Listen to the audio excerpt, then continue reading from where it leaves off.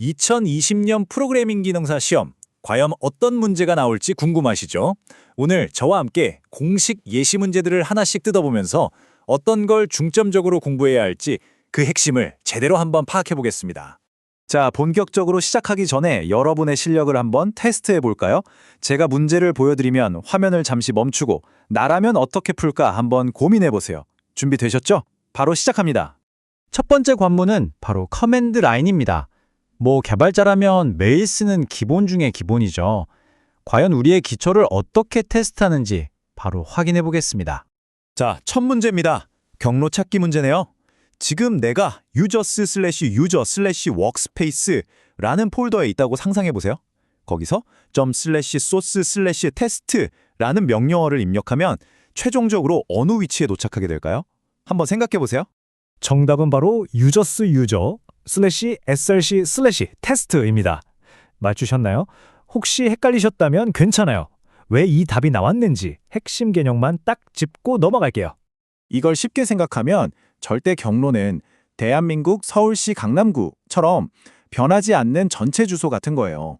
반면에 상대 경로는 여기서 왼쪽으로 가서 두 번째 건물이요 하는 것과 같죠. 문제에 나온 점점 이게 바로 한 칸 뒤로 가세요라는 뜻이에요. 그러니까 워크스페이스에서 한 칸 뒤인 유저로 갔다가 거기서 src/테스트 폴더로 들어가니까 저 정답이 나오는 거죠. 간단하죠? 다음 문제는 리눅스 명령어 짝짓기였는데요. 정답은 현재 경로 표시에 pwd, 권한 변경에 chmod였습니다. pwd는 말 그대로 나 지금 어디 있지? 하고 현재 위치의 전체 주소를 보여주는 거고요. chmod는 파일 권한을 바꾸는 아주 중요한 명령어죠. 그리고 많은 분들이 pwd랑 ls를 헷갈려 하시는데 ls는 여기에 뭐 있지? 하면서 파일 목록을 보여주는 거라는 점, 이 둘은 꼭 구분해서 기억해 두세요. 자, 이제 파이썬으로 넘어왔습니다. 여기서는 그냥 문법만 알아서는 안 되고요. 코드가 어떤 논리로 흘러가는지, 그 흐름을 읽을 줄 아는지가 중요합니다. 이번 문제는 조금 머리를 써야 합니다. 이진 트리를 탐색하는 재규 함수가 나왔네요. 테스트 펑션이 루트 노드에서 시작해서 어떤 순서로 노드를 방문하고 값을 찍어낼지 그 여정을 한번 머릿속으로 그려보세요. 꼼꼼하게 함수의 움직임을 따라가 보셨나요? 그렇다면 이 코드가 최종적으로 화면에 출력하는 결과는 과연 무엇일까요? 정답 공개합니다. 바로 2분의 7, 5, 1, 6, 3, 4입니다. 혹시 예상했던 순서랑 다른가요? 이 순서가 나오는 데에는 아주 중요한 원리가 숨어 있거든요. 그 비밀은 바로 중위순회라는 방식에 있습니다. 규칙은 아주 간단해요. 그냥 왼쪽, 중간, 오른쪽 이 순서만 기억하시면 됩니다. 왼쪽 자식이 있으면 끝까지 파고들었다가 더 이상 갈 곳이 없으면 자기 자신을 방문하고 그 다음에 오른쪽으로 가는 거죠. 이게 왜 중요하냐면요. 이진 탐색 트리에서 중위순회를 쓰면 값이 정렬된 상태로 나오거든요. 아주 쓸모있는 특징이죠. 자, 다음은 피보나치 수열 코드입니다. 언뜻 보면 완벽해 보이죠? 하지만 특정 상황에서는 에러를 뿜어낼 수 있는 아주 교묘한 함정이 숨어 있습니다. 자, 탐정이 된 기분으로 어느 부분이 문제일지 한번 찾아보세요. 범위는 바로 10번 줄입니다. 왜냐고요? 만약 저 텀즈라는 변수에 6이 아니라 0이 들어온다고 상상해 보세요. 그럼 피보나치 함수는 텅 빈 리스트를 반환하겠죠? 그런데 텅 빈 리스트의 마지막 값을 달라고 하면 어떻게 될까요? 당연히 인덱스 에러, 즉 오류가 발생합니다. 바로 이래서 개발자들은 항상 이런 극단적인 상황, 즉 엣지 케이스를 생각해야 하는 겁니다.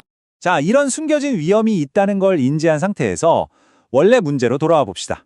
텀즈가 6일 때의 결과를 물었죠. 피보나치 수열이 0, 1, 1, 2, 3, 5, 8 이렇게 가니까 6번째 항의 값은 8이 맞습니다. 그래서 정답은 8입니다. 다음 주자는 자바입니다. 자바 문제는 단순히 코드 해석을 넘어서 메모리가 어떻게 돌아가는지, 객체 지향의 핵심 원리를 제대로 아는지를 묻는 경우가 많아요.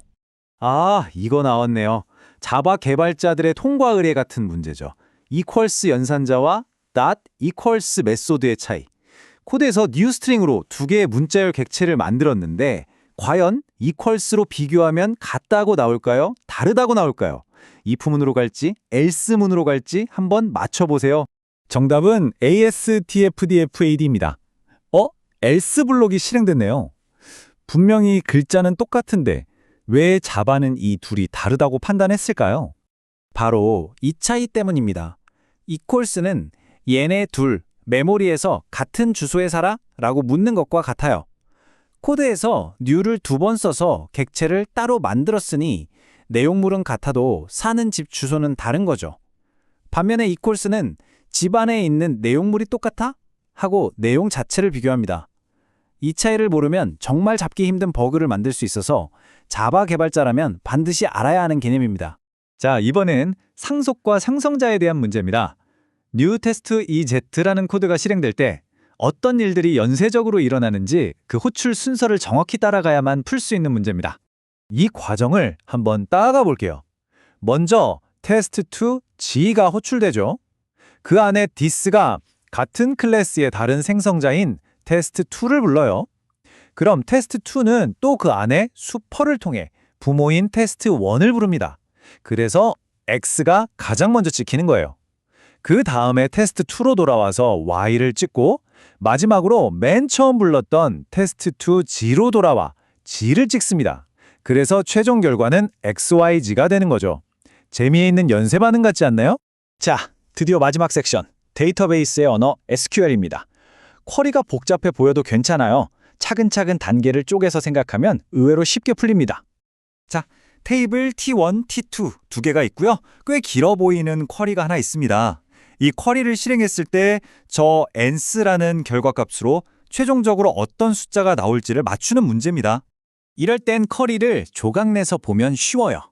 첫째, 괄호 안에 작은 쿼리가 먼저 실행돼서 T1 테이블에 있는 A, D, F, G라는 일종의 제외 명단을 만듭니다. 둘째, 바깥 쿼리가 T2 테이블을 훑으면서 이 명단에 없는 not in 애들만 남겨요. 그럼 C랑 H가 남겠죠?